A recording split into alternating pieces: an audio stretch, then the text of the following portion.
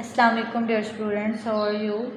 I hope you are fine. आज हम आपकी रेमेडी पैक का पेज नंबर 25 पढ़ेंगे, जिसका क्वेश्चन नंबर 2 है look at the picture and answer the following question.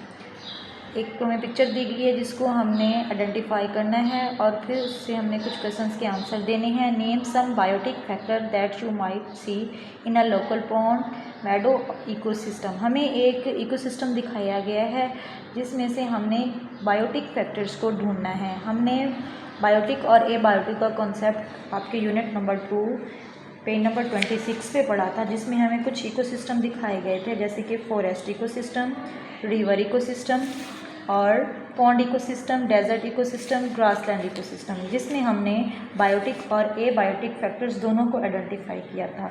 तो हम अब इस पिक्चर में से कुछ बायोटिक फैक्टर्स को, कुछ बायोटिक चीज़ों को आइडेंटिफाई करेंगे, जिसमें सबसे पहले हम एक बर्ड को देख सकते हैं, उसके बाद हमें एक डियर दिखाया गया है, उसके बाद हम फ्रॉग को भी देख सकते हैं और पॉन्ड में ऑफ कोर्स फिश भी आप लोगों को नज़र आ रही होगी। तो यहाँ हमारे पास 4 बायोटिक फैक्टर्स हैं, birds, deer, frog, fish. Next question है describe some ways these organisms might interact with each other. कुछ ऐसे वेज लिखें जिनके ज़रिए से ऑर्गेनिज्म एक दूसरे से इंटरेक्ट करते हैं। तो हमने सेकंड यूनिट में ही 3 वेज पढ़े थे जिसके ज़रिए एनिमल एक दूसरे से इंटरेक्ट कर सकते थे। वो हमने पेज नंबर 30 पे पढ़े थे, जिसमें प्लांट एनिमल इंट्रोडक्शन आप लोगों को पढ़ाया गया था, जिसका सबसे पहले कम्युनलिज्म, एंटागोनिज्म और म्यूचुअलिज्म। तो कम्युनलिज्म में अब हमने पढ़ा था interaction between 2 organism in which one member benefit from the other, और एंटागोनिज्म में हमने पढ़ा था in antagonism one member gets benefits and the other is harm. And the third, mutualism, is an interaction in which both members are benefited, such as pollination and seed dispersal.